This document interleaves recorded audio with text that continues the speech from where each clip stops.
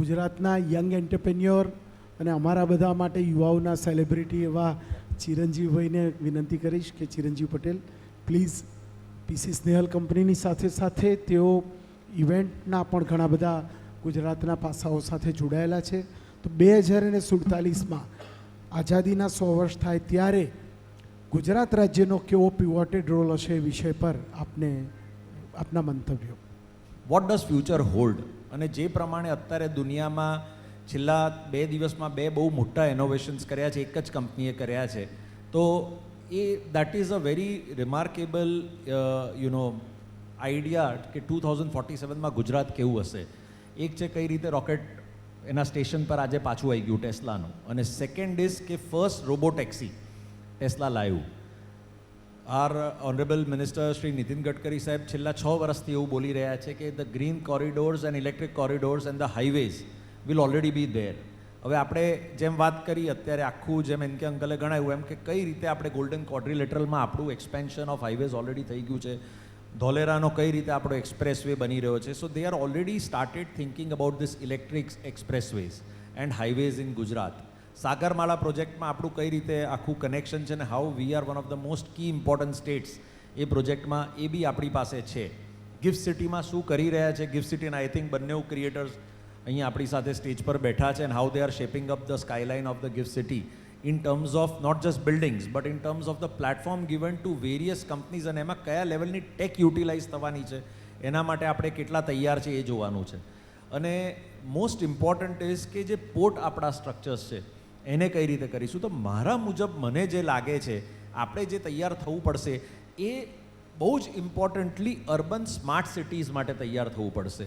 પ્રોપટેક કરીને એક વર્ડ છે which is now going to be used a lot, અને આ વર્ડ આઈ થિંક આપણે જ્યારે રિયલ એસ્ટેટના અને ઇન્ફ્રાસ્ટ્રક્ચરના રિલેટેડ લોકો અહીંયા બેઠા છે, સો પ્રોપટેક વર્ડ એવો છે કે which will talk about real estate in a very different way. Everything right from the real એસ્ટેટના transactions to the smart buildings, to AI being utilized in terms of creating the buildings, accessing the buildings, utilizing the services, and also creating the infrastructure which will lead to each and every building will be in a very different way. એના માટે આપણે કેટલા સક્ષમ છે, કેટલા આપણું planning છે, કેટલું આપણું અર્બન પ્લાનિંગ છે, આપણે કઈ રીતે એના ગ્રીડ પ્લાનિંગ્સમાં અત્યારે સિટીઝ બનાવી રહ્યા છે, એ that is the department of the town planning department and the road and building department to see. But world is going to progress in that way. The smart cities of the world, જે actual smart cities છે જે રીતે જઈ રહ્યા છે એ પ્રમાણે જઈ રહ્યા છે. એના માટે આપણે 2047માં કેટલા બ્રેસઅપ કર્યું છે એ જોવાનું છે. બીજા બધા ઇન્ફ્રાસ્ટ્રક્ચરની વાત કરીએ તો મારું એવું બહુ માનવું છે કે અત્યાર સુધી આપણે skill university, skilled man power, આની બહુ જ વખતથી આપણે લોકો વાત કરી રહ્યા છે, પણ હવે સ્કિલ એ બહુ એક અલગ ટાઈપની સ્કિલ જોઈએ છે. Now we do not need the same skilled manpower to create the infrastructure that we had to, અને જે રીતના આપણે પ્રોડ્યુસ કરતા હતા. હવેનો જે સ્કિલ મેનપાવર આવશે એને ટેકનોલોજી સાથે એટલા જ કનેક્ટેડ રહેવું પડશે, એને આર્ટિફિશિયલ ઇન્ટેલિજન્સની એટલી જ સમજ હોવી જોઈશે, અને સ્કિલનો ઉપયોગ જેટલો ટેકનોલોજીથી વધારે કરશું એટલી મેનપાવરની utilisation in creating the skill or creating the platform for utilising that skill એમાં થશે. ગ્રીન અને રિન્યુએબલ એનર્જી એ ઇન્ફ્રાસ્ટ્રક્ચર ક્રિએટ કરવાનું આવશે એની કાઇન્ડ ઓફ ઇન્ફ્રાસ્ટ્રક્ચર કંપની, પણ એને ગ્રીન કોરિડોર્સ બનાવવા માટે, ગ્રીન એરિયાઝ બનાવવા માટે, સોલરનો યુઝ કરવા માટે, રિન્યુએબલ એનર્જીના પાર્ક્સ બનાવવા માટે ગુજરાત ઇઝ અ લીડિંગ. આજે ખાવડામાં જે છે, ચાંદકારામાં જે છે, we are the largest people with the solar parks in the world. અત્યારે જે અદાણીનું જે ડેવલપમેન્ટ થઈ રહ્યું છે અત્યારે ખાવડામાં, which will be one of the largest in the world.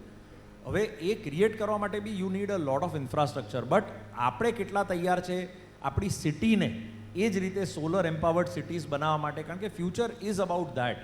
One fine day the government will just tell us કે your cars are going to be scrapped. હવે બહુ વર્ષો ચાલી ગઈ, and now you have to convert those green cars. તો are we ready with the green highways? Are we created that system? So મારે બધાના મગજમાં એ થોટ નાખવી હતી અત્યારે કે આ તો છે જ આપણા ગુજરાતમાં, પણ આવનારા 23 વર્ષમાં જે રીતે આપણે વિકસિત ભારતમાં ગુજરાતને જોઈ રહ્યા છે, આપણે એના તરફ માટે આપણી કંપનીમાં, આપણા ઘરમાં, આપણા સ્ટેટમાં, આપણા સિટીમાં, આપણા કન્ટ્રીમાં શું યોગદાન આપી રહ્યા છે, અને આપણે શું એના માટે આપણી કંપનીને કે આપણી ઓફિસને કે આપણા ઘરને કે આપણી જાતને એ તરફ કન્વર્ટ કરવા માટે શું કામ કરી રહ્યા છે, શું યોગદાન આપી રહ્યા છે. That is the question that should be as a challenge also, as a preparation also for the state. So not just company, for the state bureaucracy also, for the country also. That is how we should be thinking, and right from the town planning to creation and to the supply. આપણે જોઈએ જ છે અત્યારે અમે લોકો આટલું બધું આખા ઇન્ડિયામાં ડ્રેનેજ અને વોટરનું કામ કરી રહ્યા છે, તો અમારો નંબર કદાચ ઘણા એરિયાઝમાં આપણા જ સિટીમાં છેલ્લે આવે છે. હાલમાં છાપામાં આપણે ઘણી જગ્યાએ જોયું હતું. તો ફાસ્ટ અર્બનાઇઝેશન જે પ્રમાણે થઈ રહ્યું છે અને એ જ સ્પીડે સ્માર્ટ સિટીનું ડેવલપમેન્ટ થવું બહુ જરૂરી છે. I think that is how I should look at Gujarat, where we should be the world leaders.